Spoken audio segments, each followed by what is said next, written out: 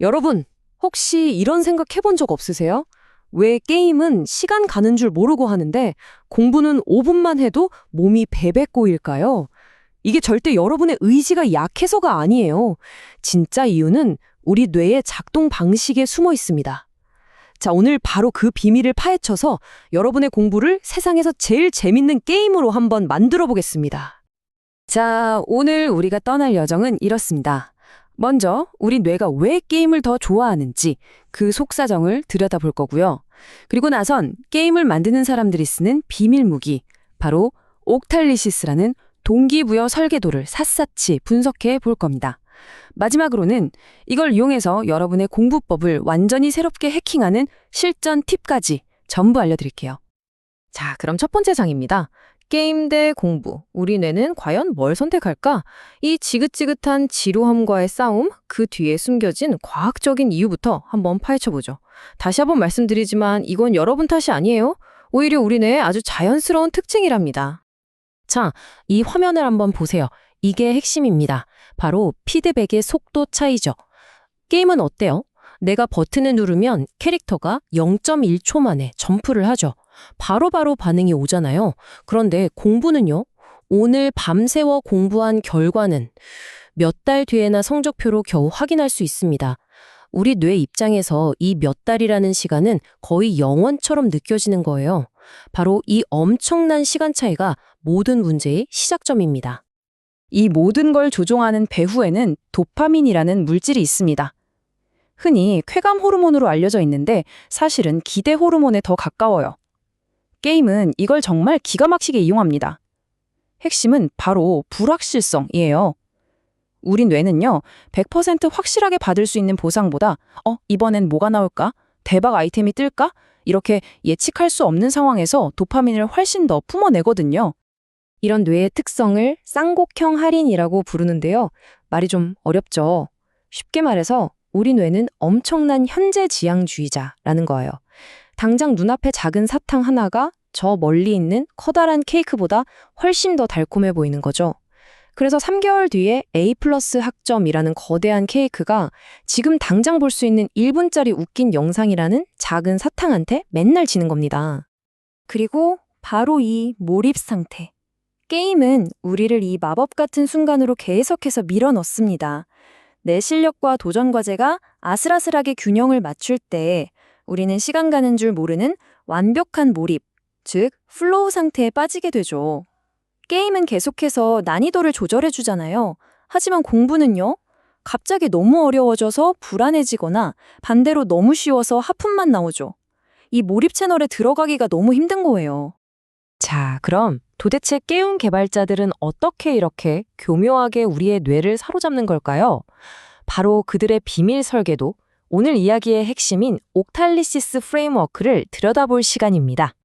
바로 이겁니다. 옥탈리시스.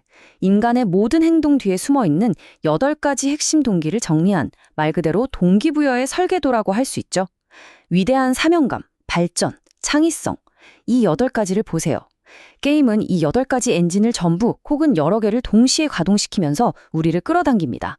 그런데 공부는 어떨까요? 기껏해야 발전과 성취나 손실 회피, 이 2가지 정도만 간신히 건드리는 수준이죠. 엔진 8개짜리 스포츠카랑 2개짜리 경차의 싸움인데 애초에 게임이 될 리가 없었던 겁니다. 첫 번째 동력, 위대한 사명감을 한번 볼까요? 게임은 우리에게 말하죠. 당신만이 이 세상을 구할 유일한 영웅입니다. 라고요. 어때요? 가슴이 웅장해지지 않나요?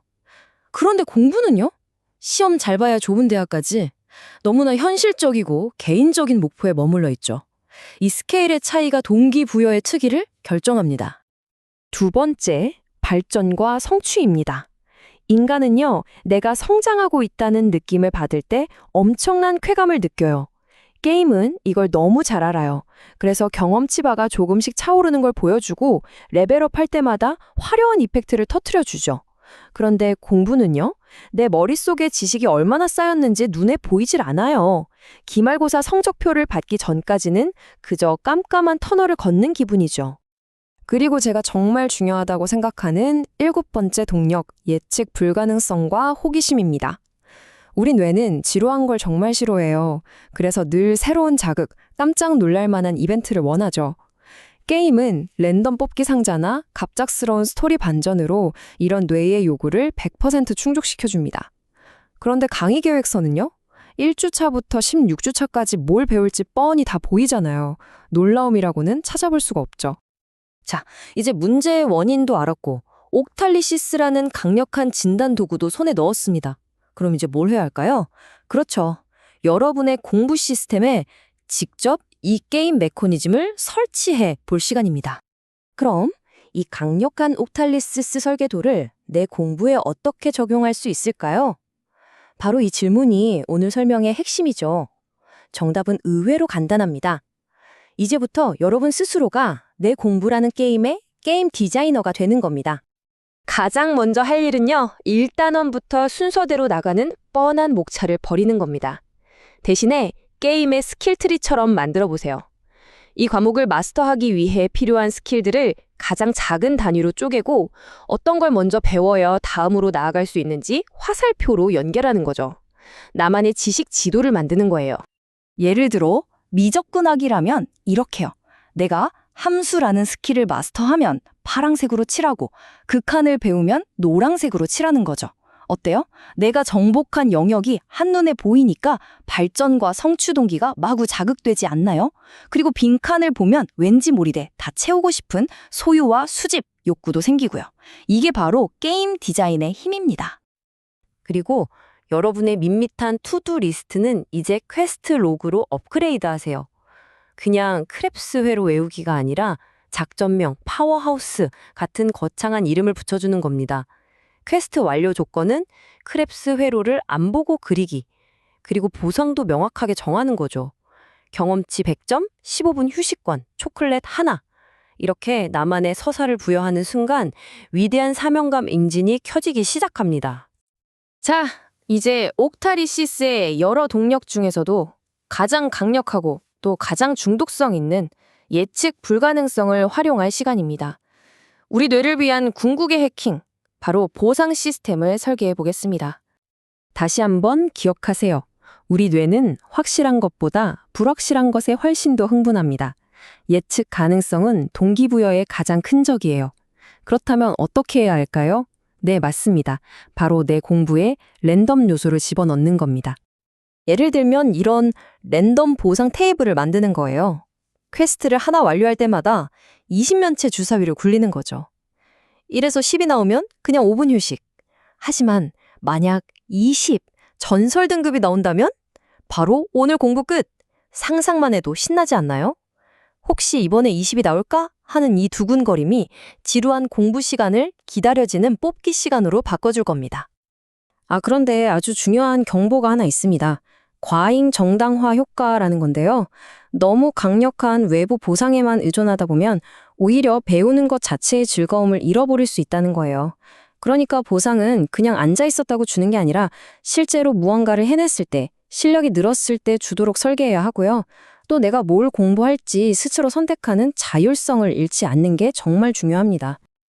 자, 이제 우리는 문제의 원인도 알았고 옥탈리시스라는 진단 도구도 손에 넣었고 스킬트리나 퀘스트 로그 같은 구체적인 해결책도 알아봤습니다. 이제 마지막으로 남은 건 딱 하나, 바로 여러분의 마음가짐을 바꾸는 겁니다.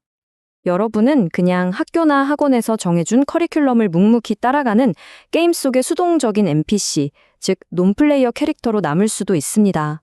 그저 주어진 퀘스트를 아무 생각 없이 수행하는 거죠. 아니면 이 교육이라는 게임의 주인공, 즉 플레이어가 될 수도 있습니다. 스스로 퀘스트를 만들고 나만의 스킬트리를 설계하고 어떤 보상을 얻을지 결정하면서 자신만의 성장 스토리를 써내려 가는 거죠. 그래서 마지막으로 여러분께 이 질문을 던지고 싶습니다. 여러분은 플레이어입니까? 아니면 NPC입니까? 정해진 길을 따라가는 존재로 남을 것인가? 아니면 나만의 게임을 만들어 나가는 주체가 될 것인가? 그 선택은 오직 여러분의 몫입니다.